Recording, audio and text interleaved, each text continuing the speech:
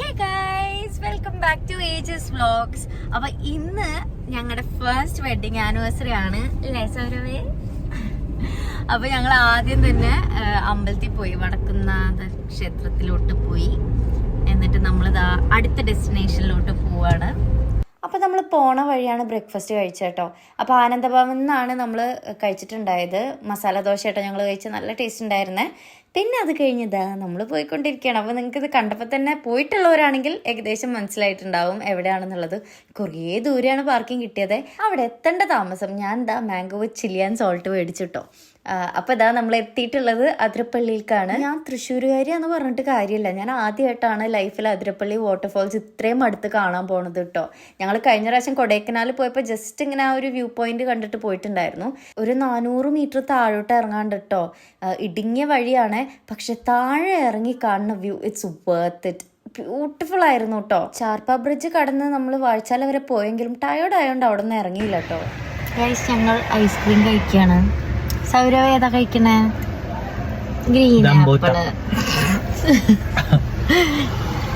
പിന്നെ നമ്മൾ ലഞ്ച് കഴിക്കാൻ വേണ്ടിയിട്ട് തൃശ്ശൂരുള്ള ഒരു എസ്തെറ്റിക് കാഫേയിൽ പോയിട്ടുണ്ടായിരുന്നു കേട്ടോ. അപ്പോൾ ഇതിൻ്റെ വീഡിയോ ഞാൻ സെപ്പറേറ്റ് ഒരു ഷോർട്സ് ആയിട്ട് ഇടുന്നതായിരിക്കും.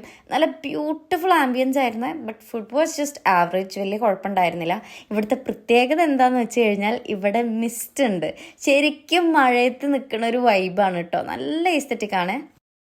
അങ്ങനെ നമ്മൾ തിരിച്ചൊന്ന് കുറച്ച് നേരം റെസ്റ്റൊക്കെ എടുത്തതിന് ശേഷം കേക്ക് കട്ടിങ് ആയിരുന്നു കേട്ടോ. കേക്ക് കുഞ്ഞിക്കണ്ണൻ്റെ വകയായിരുന്ന അടിപൊളി കേക്കായിരുന്നു. ഒരു ചോക്ലേറ്റ് നട്ടി കേക്കോ അങ്ങനെ എന്തുകൊണ്ടാണ് അതിൻ്റെ പേര്.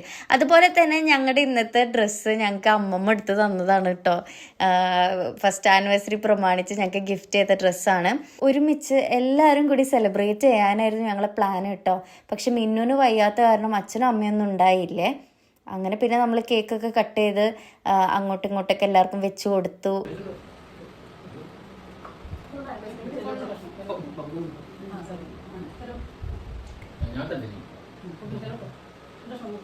പിന്നെ നമ്മൾ ഡിന്നർ കഴിക്കാൻ വേണ്ടി ഷേക്സ്പിയേഴ്സ് ഫീസ്റ്റിൽ പോയിട്ടോ.